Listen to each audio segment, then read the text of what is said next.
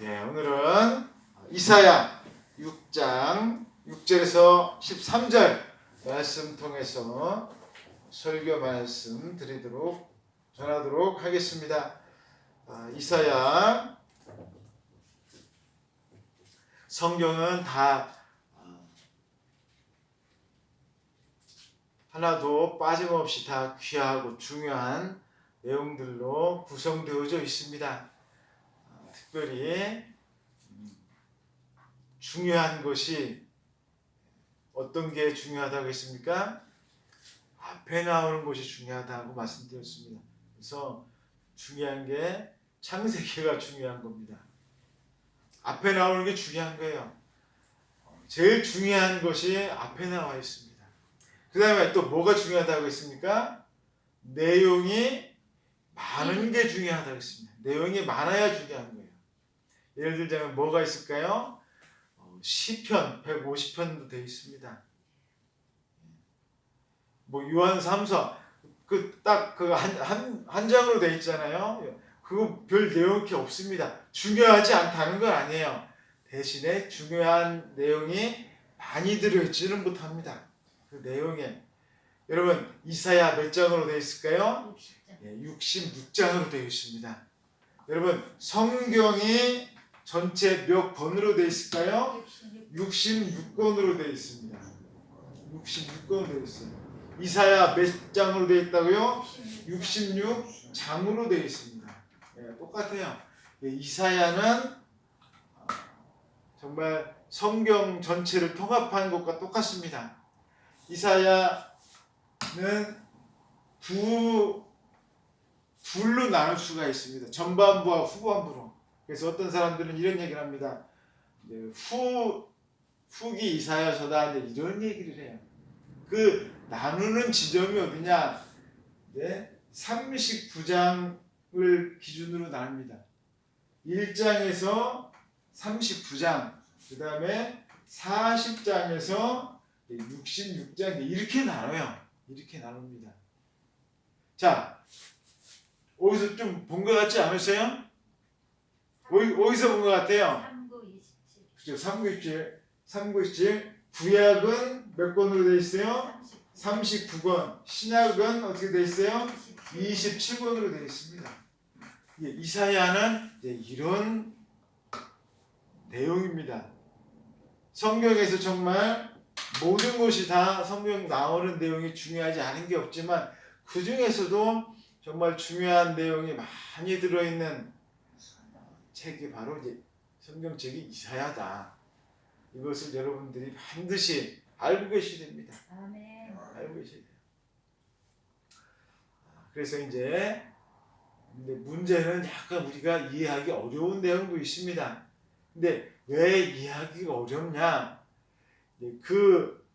달리 무슨 막 이렇게 어떤 기본적으로 우리가 어려운 게 아니에요. 무슨 어려운 막 내용이 있어서 어려운 게 아니라 이사야서를 우리가 잘 이해를 못하는 이유는 뭐냐면 이 기본적인 역사를 잘 이해하지 못하기 때문에 역사 지금 무슨 뜻이겠습니까? 자꾸 왕들이 나옵니다. 왕들이 막 나오다 보니까 나 이 왕 잘 무슨 왕이야? 막 잘 모르겠는데 막 하다 보니까 잘 이해가 안 되는 거예요. 어느 왕 때 누가 있고 저도 막 헷갈려요. 어느 왕 때 무슨 일이 있었고 뭐 했는데 뭐 했다. 너무 그런 거 다 신경 쓰면 이해하기 힘듭니다. 우리가 중요한 건 뭐냐면 성경 말씀을 통해서 하나님께서 의도하는 바를 우리가 그것을 이해를 하려고 했어야 돼요. 이 부분을 통해서 하나님께서 지금 우리에게 의도하시는 바가 뭔가, 우리에게 지금 말씀하시고자 하는 바가 뭔가를 그것을 우리가 이해를 해야 됩니다. 그게 제일 중요한 거예요. 그렇다면 이제 오늘 6장 말씀을 통해서 우리가 무엇을 이해해야 될까? 여러분들에게 말씀드리도록 하겠습니다. 사실 이제 이 부분은 제가 이제 신학교 다닐 때 이 부분이 이제 찬양으로 만들어져가지고 참 엄청 많이 찬양했습니다.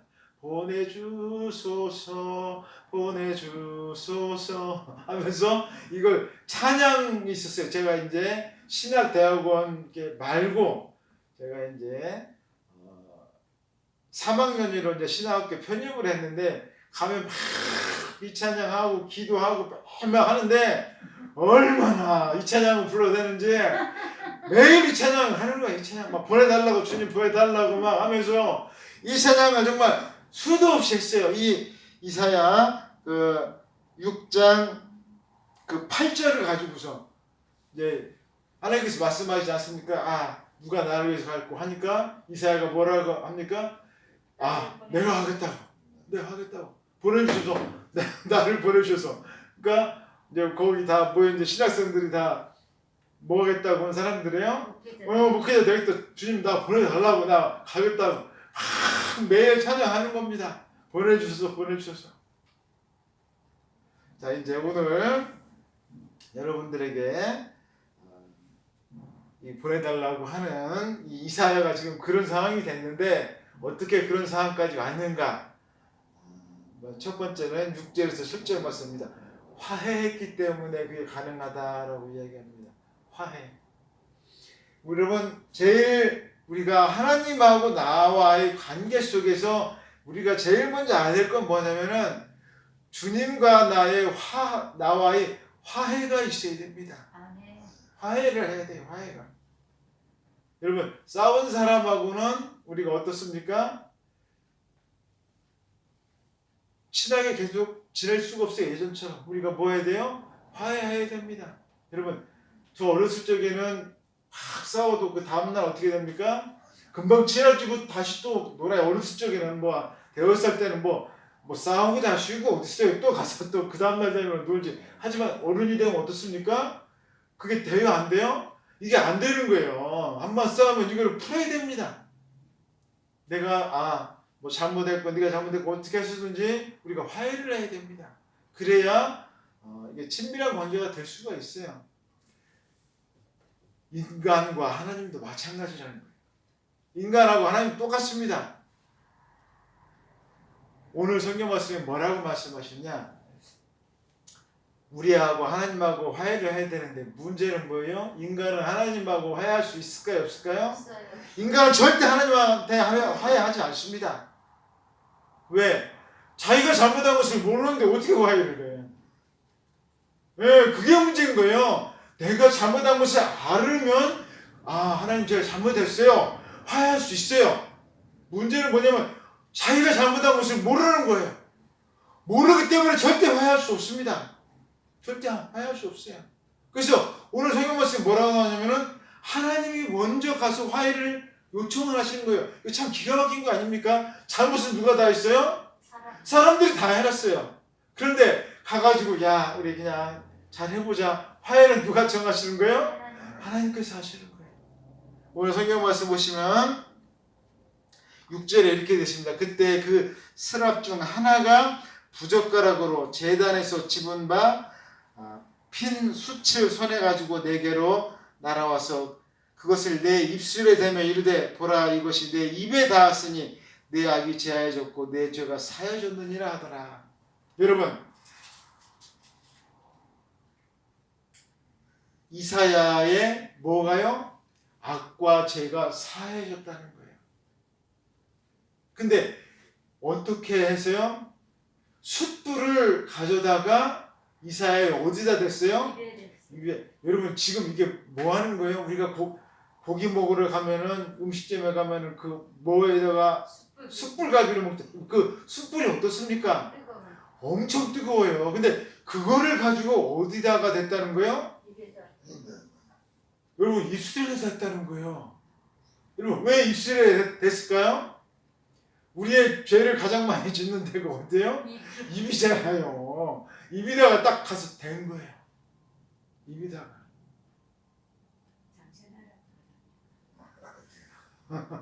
우리가 정말로 이처럼 많은 정말로 입에다가 댐으로 말미암아 우리가 어떻게 됩니까? 그 뜨거운 숯을 내 입에 대니까 우리가 어떻게 되겠어요? 정결하게 되는 거예요.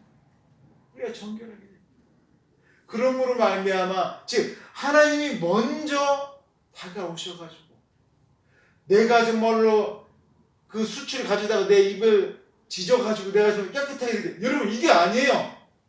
하나님이 오셔서 나를 정결하게 해주시겠다는 거예요. 하나님께서 오셔서 이 숯불이 권사님 말씀하신 거 맞습니다. 지진다고 되는 게 아니에요. 여기서 이 숯불이 뭘 의미하겠어요? 이 바로 예수님이신 거예요. 이 숯이. 이 예수님으로 말미암아 우리가 어떻게 되는 거예요? 정결하게 되는 거예요. 여러분 우리가 아무리 여기다가 지져봤자 우리가 뭐가 깨끗해지지 않아요? 우리의 마음이 깨끗해지지 않는데 아무리 입을 깨끗하게 해봤자 뭐가 소용이 있습니까? 우리가 손을 아무리 닦아봤자 우리가 얼굴을 아무리 성형을 해봤자 이뻐지겠어요? 소용없어요. 소용없습니다. 제일 중요한 것은 누가 들어오셔야 돼요? 예수님이 우리에게 오셔야 돼요. 예수님께서. 그걸 의미하는 거예요 지금. 근데 그것을 직접 내가 가서 찾아서 되는 게 아니라 누가 주시겠다는 거예요? 하나님께서 우리에게 주시겠다는 거예요. 그래서 나타난 결과가 뭐냐? 오늘 8절 마지막에 있는 것처럼 우리의 악을 제어버리시겠다는 거예요. 우리 속에 있는 이 악이 예수님을 만나야 우리의 죄악들이 다 사라지고 그 다음에 내 죄가 정말 다 제하해진다라고 이야기하고 있습니다. 우리가 주님 만나지 못하면 우리가 주님과 만나서 우리의 이 숯불로 우리의 입을 정말로 완전히 깔끔하게 해버리지 못하면 우리 영원히 죄악 속에서 살 수밖에 없는 그런 인생인 거예요. 이 모든 것은 다 하나님께서 모든 것을 역사하셨다는 것을 우리가 잊으면 안 됩니다. 그 다음에 두 번째로 8절에서 10절까지는 이제 하나님께서 이제 보내시는 것에 대한 내용이 나오고 있습니다. 하나님께서 이제 이렇게 말씀하십니다. 내가 누구를 보내며 누가 우리를 위하여 갈고 하면서 이제 보낼 사람을 찾으시는 거예요. 아니 누구를 하나님께서 이제 보내시고자 한다라는 겁니다. 아니 하나님이 누구를 보내시는 게 지금 무슨 뜻이겠습니까? 하나님께서 어디에 누구를 이제 보내시겠다는 거예요. 하나님을 대신해서 누군가 대신 가서 주의 말씀을 전할 사람이 필요하다는 거예요. 우리가 항상 여러분들이 이제 이거를 아실 필요가 있습니다. 우리가 지금 읽고 있는 게 이사야 선지자지 않습니까? 이사야 선지자 이사야는 지금 내용에서 이사야는 이제 이사야 나 자신을 이야기하잖아요. 하지만 이사야는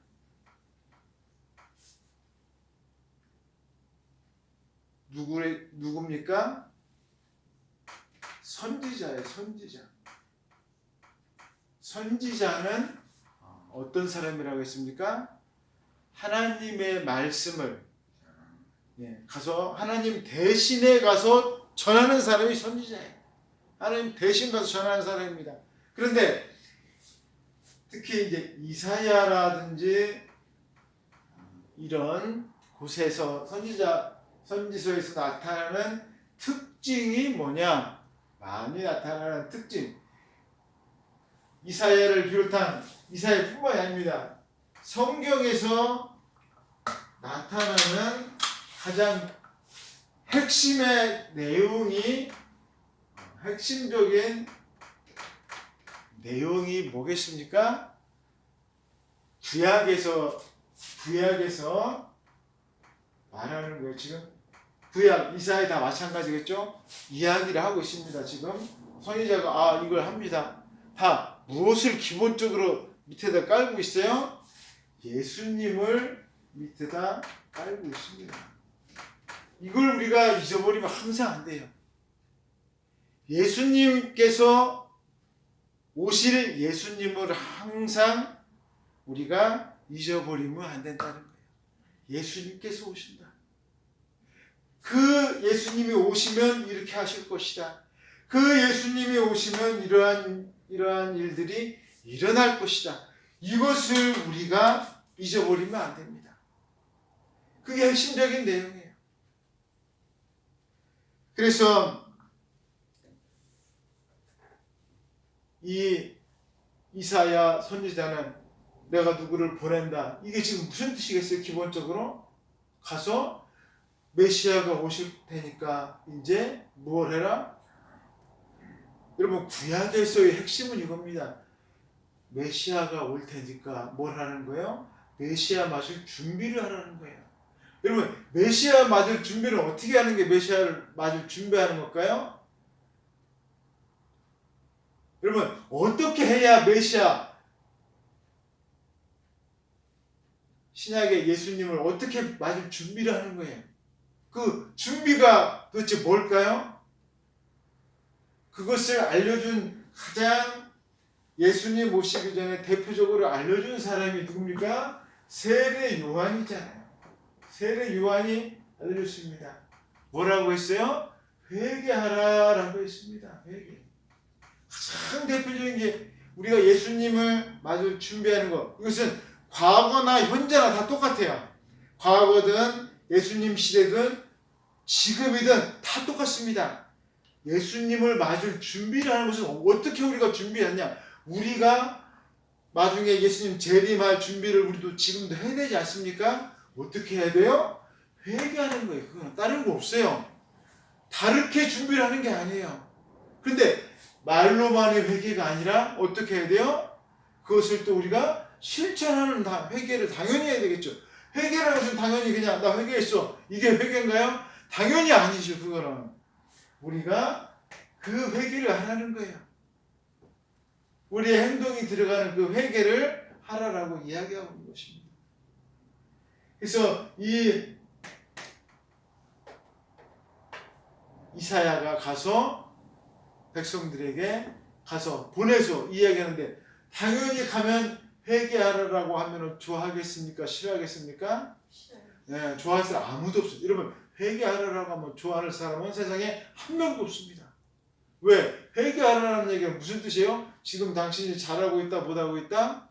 못하고 있다고 하니까 누가 좋아합니까? 지금 대통령한테 가가지고 당신 회개하시오 하면 대통령이 뭐라고 했어요? 저 사람 사찰 좀 해봐. 저 사람 좀 이상한 것 같아. 대번에 싫어요. 대번에 싫어합니다. 회개하라라고 해서 좋아할 사람 아무도 없어요. 아무도 없습니다. 그래서 하지만 선지자는 뭐 하라고 외치는 자요? 회개하라고 외치는 자예요. 회개. 그 직무를 보내려고 하는데 지금 누가 가겠다고 막 손들고 막 지금 난리가 났어요? 누가요? 이사야가 그런 난리가 난 거예요. 아, 제가 가겠습니다. 제가 하겠습니다. 아, 나를 보내주셔서 내가 가겠습니다. 보내주셔서. 왜? 지금 입술에 정결함을 받았거든. 주님이 나를 찾아주셔서 나를 정결하게 해주셨거든. 체험한 자는 그래서 갈 수가 있는 거예요. 그래서 우리가 신앙은 체험적인 신앙이어야 됩니다. 말로만 그냥 귀로만 듣는 신앙은 절대 안 돼요. 우리가 신앙을 체험을 해야 돼요. 그냥 와가지고 어떤 분들 뭐 그냥 무슨 뭐 인터넷으로 예배드리고 이런 탁도 없는 소리입니다. 그런 신앙 가지고는 절대 안 돼요. 어떤 분들 뭐 코로나 시대에 이렇게 해야 된다. 여러분 절대 안 됩니다. 그런 식의 생각 가지고 예배 드린다? 절대 안 돼요. 신앙은 체험적인 신앙이어야 돼요. 체험적인 신앙은 목사님 주저앉지 않아요. 맞습니다. 체험이 없는 신앙은 조금은 갈 수 있어요. 하지만 얼마 지나지 않아서 무너지게 돼 있어요. 그것을 우리가 반드시 기억해야 됩니다. 반드시 기억해야 돼요. 그래서 이사야가 할 일을 하나님께서 말씀해 주고 계십니다. 가서 이런 얘기를 해라. 이르기를 너희가 듣기는 들어도 깨닫지 못할 것이요 보기는 보아도 알지 못하리라. 9절에 나오고 있습니다. 9절에 가서 막 얘기를 하고 회개해라. 막 이제 이 나라가 망할 것이다. 아무리 이렇게 얘기를 해도 어떻다는 거예요? 못 깨닫는다는 거예요. 그런 얘기를 해줘도 소용이 없다는 거예요. 아무리 얘기를 해줘도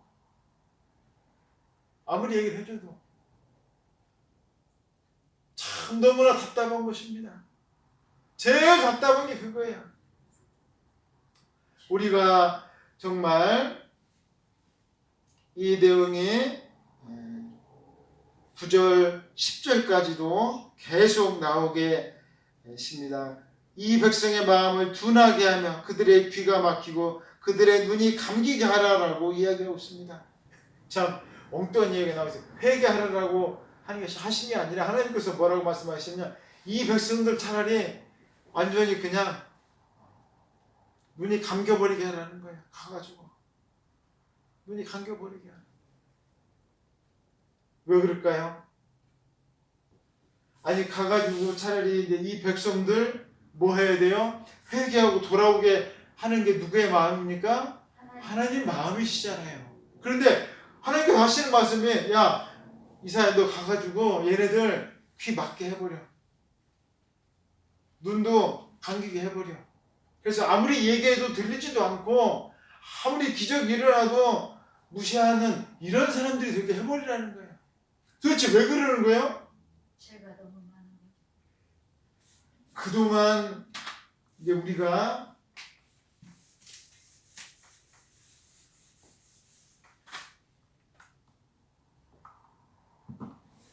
한계라는 게 있지 않습니까? 한계.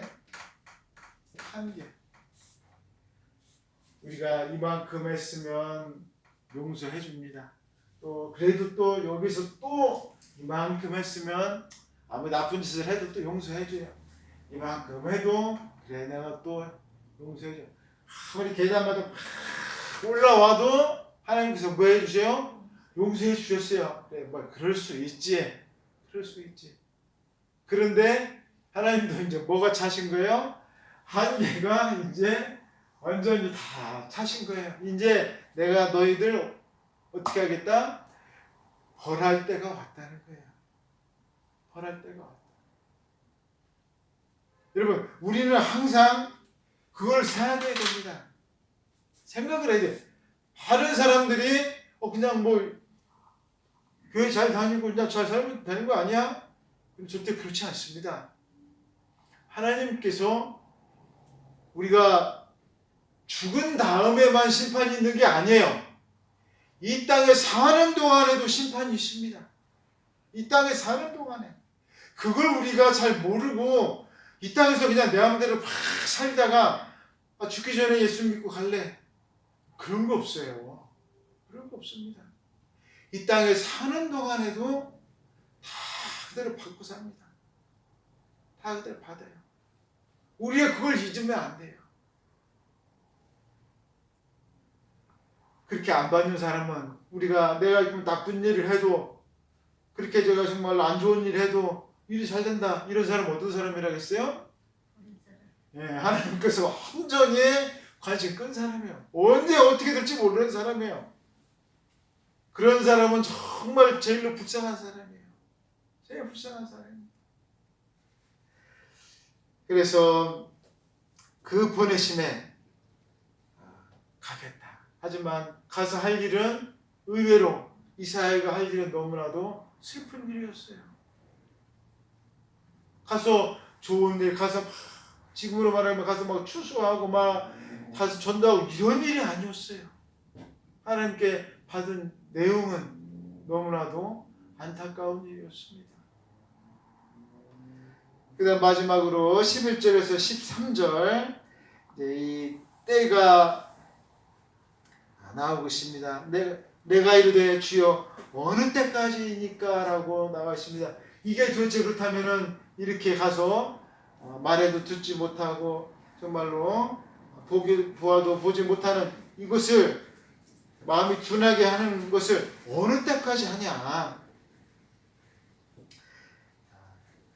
성경 말씀에 오늘 11절에서 13절 말씀에 그 이스라엘 땅이 황폐해질 때까지 한다라고 말씀하셨습니다.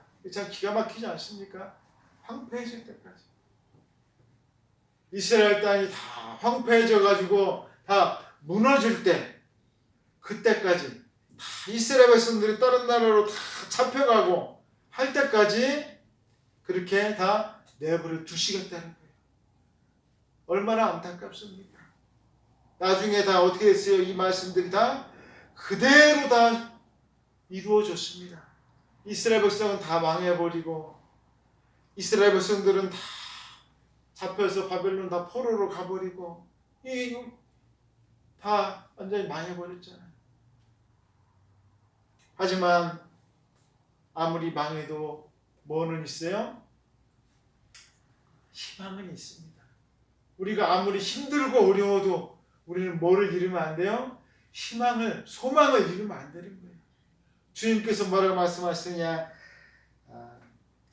13절 가운데 보시면 이렇게 되어 있습니다. 밤나무와 상수리나무가 배임을 당하여도 그 그루터기가 남아있는 것 같이 거룩한 씨가 이 땅에 그루터기니라 이렇게 말씀하고 계십니다. 거룩한 씨가 있다는 거예요. 거룩한 씨가 이 땅에 남아있다는 거예요. 다 잡혀가고 다 정말로 없는 것 같아도 그래도 어떻습니까? 남아있어요. 남아있습니다. 그래서 나중에 어떻게 됩니까? 예, 다시 다 에스더랑 느헤미야 다 돌아오잖아요. 사람들 데리고. 나중에 이 사람들 지나고 한참 지난 뒤에 다 돌아옵니다. 그 가장 핵심적인 사람이 뭐냐? 오늘 나와 있는 것처럼 거룩한 씨라는 거예요. 거룩한 씨. 그 소중한 하나님을 믿는 그 믿음이 있는 사람이 중요하다는 거예요. 그게 많고 적고는 중요하지 않습니다. 그 한 사람이 한 가정이라도 있으면 하나님께서 뭐라고 말씀하셨습니까? 야, 내가 모세 너를 통해서 네 후손들 통해서 내가 나라를 새로 만들겠다. 한 사람이라도 좋다는 거예요. 그 한 사람이라도 제대로만 돼 있다면 하나님께서 못하실 일이 없다는 거예요. 한 사람이라도만 제대로 된 사람이 있다. 여러분, 우리가 정말로 하나님께는 뭐 세상 모든 것들이 다 이렇게 황폐해버리고 세상에 이렇게 다 정말로 어두워져 있어도 그러나 하나님께서는 거룩한 씨를 찾고 계신다는 것을 잊지 마시고 그 중에 우리 덕산교회가 아름다운 씨가 되어서 많은 숲을 이루기를 주님의 이름으로 소망합니다. 다 같이 기도하겠습니다. 사랑의 하나님 아버지 감사합니다. 주님께서 인도하여 주셔서 오늘 이렇게